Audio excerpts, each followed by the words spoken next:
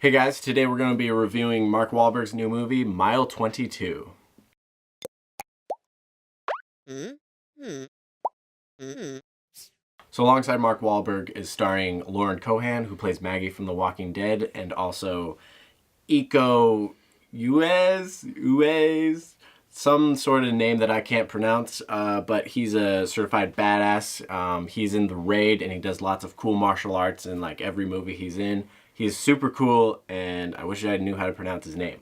But however, this movie is about Lauren Cohan and Mark Wahlberg's task force that they're a part of called Overwatch.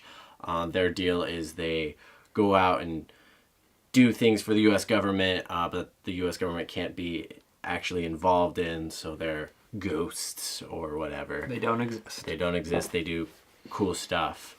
But the immediate plot for this movie is they're located in South America or whatever, and Iko's character shows up claiming to have information that's really important for the U.S. government, blah, blah, blah. He's saying he wants immunity and asylum to get out of the country he's currently in, and so they have to get him from the embassy to where the plane is going to pick them up, and the country just wants him dead. So super corrupt country. That's one of the reasons why he wants out. So they're going after him. So it's 22 miles is how far they have to get, and the whole way there is full of all sorts of cool action and treacherous road, and that is the movie.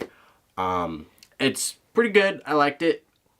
Just a straight up action movie. What did you like about it? Like, I forgot to bring my Adderall to this movie. Ooh, yeah. Because one of the premises is that the main character, Mark Wahlberg's character, is a little bit special. He's not super mentally stable. Yeah, they never tell you exactly what it is. It's like some form of ADHD or something. Something like that. ADHD. Yeah, so he's just functioning like rapid pace, and you feel that in the movie. The movie is cut, scripted, filmed, all super fast paced.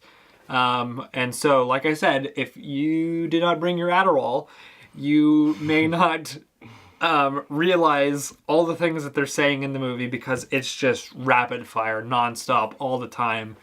I mean, like, they're profanity between each and every word that's in the dialogue, and it all just blends together as one, just because they're talking so fast to each other, that sort of thing. But, you know, we don't have time for that. We're just here for the action. And the action was awesome. Action is truly what propelled this movie. The immediate survival plot they had going on, I liked. It was a cool idea, cool thing to keep the movie driving. Everything outside of that, story-wise, is really, like, whatever. They had some pretty, like, I'd say useless side plots. Yeah. In particular, there's, like, a scene towards the beginning, I think when they're first talking to Iko or somebody else. It's something that's actually important to the plot, and it's cut in between, interlaced with Lauren Cohan's character, who's dealing with like her ex-husband on the phone, and it's like, why are you doing this? We don't care about Lauren Cohan's ex-husband. Like, it's really like not important to the plot at all. So the fact that it was interlaced with a very important scene was just weird. Yeah, it was one of those moments where, like, you really had to, like, kind of, like, zone in on what's going on and discern, like, what is actually important here and what is not, because it just gets kind of frazzled in some parts. Pretty much. So The whole dynamic of it being... It's almost like the whole movie's shot like it was in Mark Wahlberg's head with his character doing his thing, because he has, like, a little rubber band to keep him focused, so he, like, when he gets frustrated, he starts snapping it, and it's, like... It keeps, like, cutting, like, when he snaps and stuff, and it's just, like, it's kind of hard to follow along at points, but I kind of liked it. It was Yeah. it was almost like a new take, a new kind of idea on how to pace a movie. Yeah, I don't think I've really seen a movie that's paced like this. Mm-hmm. So it's new. So even though it was new, it was like kind of jarring. It wasn't necessarily a problem for me. It was different. It was very different. This is a very different movie as far as that aspect. Maybe I'm just a little bit slow.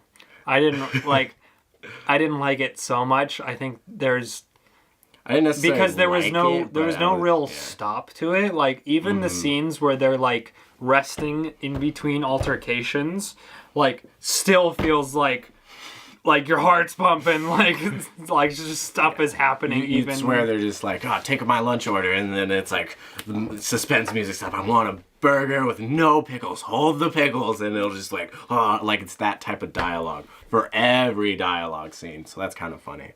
But ultimately, this is an action movie. So you kind of ignore all of those little things because of the action and how cool the action is. I was a big fan of the action. Iko, however you say his name, his martial art scenes are super badass. and brutal. Yeah. They're very brutal. Very brutal. Yeah. Ah, man, like I'd see this movie if you get a chance to just like Redbox or Netflix or something with this movie. I would go for it just for that alone, especially if you like martial arts stuff.